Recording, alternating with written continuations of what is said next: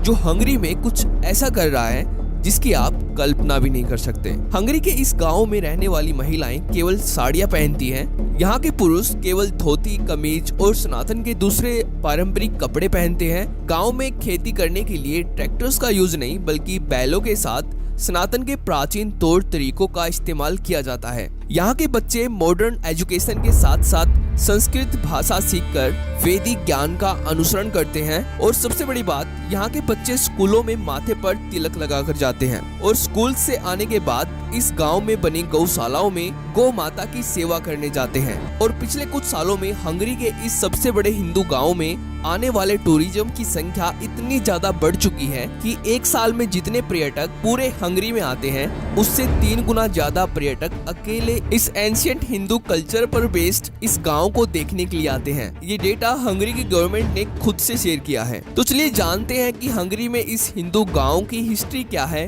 कैसे आज ये गांव हंगरी में इतना ज्यादा ट्रेंड कर रहा है, इसको किसने और क्यों बनाया, और जानेंगे कि कैसे यूरोपियन कंट्रीज में धीरे धीरे सनातन के एंशिएंट कल्चर की डिमांड बढ़ती जा रही है, जिससे इन देशों में सनातन के लिए एक बड़ी अपॉर्चुनिटी इंतजार कर रही है। तो इस वीडियो को पूरा जरूर देखना, बहुत सारी नई चीजों के बारे में आपको पता चलने वाला है। और अगर आपको ये वीडियो इम्पोर्टेंट लगती है तो वीडियो को लाइक करके इसको अपने रिलेटिव्स के साथ शेयर कर देना, जिससे इस वीडियो की रीच बढ़े और वीडियो ज्यादा से ज्यादा ऑडियंस तक पहुंचे। तो चलिए देखते हैं।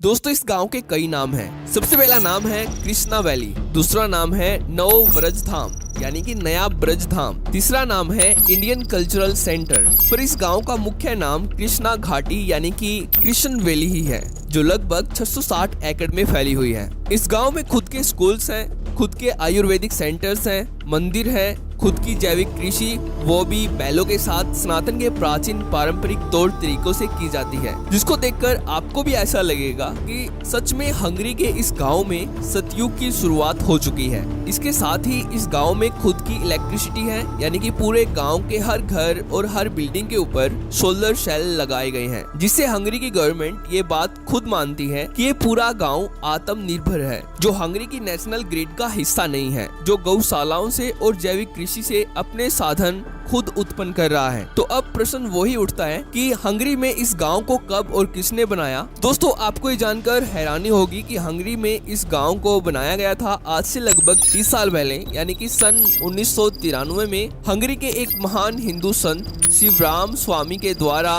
हंगरी में इस गांव की स्थापना की गई थी। और शिवराम स्वामी के निस्वार्थ भावना से किए गए सनातन के प्रति महान कामों को बताना शायद ही मेरे लिए इस वीडियो में पॉसिबल हो, क्योंकि अगर मैं इस महान संत के द्वारा किए गए सभी कामों को इस वीडियो में बताने लग जाऊं तो ये वीडियो 1 घंटे से ऊपर चली जाएगी। दोस्तों, शिवराम स्वामी का जन्म सन 1949 में हंगरी की कैपिटल बुडापेस्ट में हुआ था और तब ये सनातन धर्म से दूर दूर तक कोई संबंध नहीं रखते थे। पर जब ये सन 1980 में लंदन आए तब इन्होंने भगवत गीता से प्रेरित होकर इस्कॉन को ज्वाइन किया और इस्कॉन के माध्यम से सनातन धर्म अपनाया और अपना सब कुछ छोड़ सनातन में एक साधु का जीवन अपना लिया और अपना सिंपल लिविंग और हाई थिंकिंग का मोटो बनाया, जो सनातन के वेदों से इंस्पायर्ड है। और इनको भगवत गीता इतनी ज्यादा पसंद आई कि हंगेरियन लैंग्वेज में भगवत गीता को ट्रांसलेट करने का पूरा क्रेडिट भी इन्हीं को दिया जाता है, जिसको पढ़कर बहुत सारे हंगरी के लोग सनातन धर्म अपना पाए हैं और इस हिंदू वैदिक गाँव में रहने के लिए प्रेरित हुए हैं, जिसके कारण साल 2009 में शिवराम स्वामी के कामों से खुश होकर हंगरी के उच्च शिक्षा और विज्ञान के तत्कालीन राज्य सचिव कैरोली मनहर्ज के द्वारा इनको हंगरी गणराज्य के गोल्ड क्रॉस ऑफ मेरिट से सम्मानित किया गया, जो हंगरी में दूसरा सबसे बड़ा पुरस्कार है। यह पुरस्कार शिवराम स्वामी के उत्कृष्ट और मूल्यवान धर्मार्थ और मानवीय कार्यों के लिए इनको दिया गया था। पर दोस्तों, केवल इतना ही नहीं, जैसे कि मैंने आपको वीडियो के स्टार्टिंग में बताया कि एक साल में जितना टूरिज्म अकेले पूरे हंगरी में आता है, उससे 3 गुना ज्यादा tourism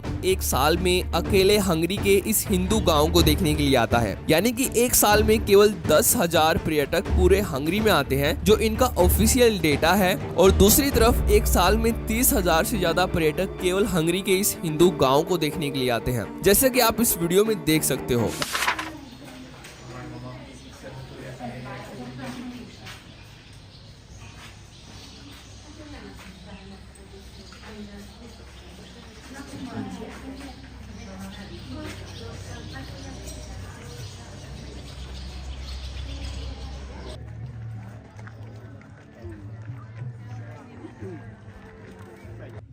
Mert ha én átmentem a szomszéd Szabóhoz, megdöntöttem mit? A falunak a egységét, a falunak a konstrukcióját. És szétesett a falu. Mi veszett el belőle akkor? यहाँ पर हर हिंदू त्योहार को बहुत ही ऑर्गेनाइज तरीके से धूमधाम से मनाया जाता है, इसलिए खुलेआम हंगरी की गवर्नमेंट इस हिंदू गांव को पूरी तरह से सपोर्ट कर रही है हंगरी में कृष्ण भक्ति के माध्यम से सनातन धर्म का प्रचार करने के लिए। और इस गांव का हंगरी में ट्रेंड कितना ज्यादा बढ़ चुका है, इसका अंदाजा आप यहां से लगा सकते हो कि जब ये गांव बनाया गया था तब इसके लिए 110 एकड़ लैंड खरीदा गया था इस्कॉन के द्वारा, और आज ये गांव फैलकर 660 एकड़ का हो चुका है। और धीरे धीरे हर साल इस्कॉन हंगरी में और ज्यादा लैंड खरीद रही है इस हिंदू इको विलेज को फैलाने के लिए। तो आज की इस वीडियो में इतना ही। अगर आपको वीडियो में दी गई जानकारी पसंद आई हो तो वीडियो को लाइक जरूर कर देना। तो थैंक्स फॉर वॉचिंग।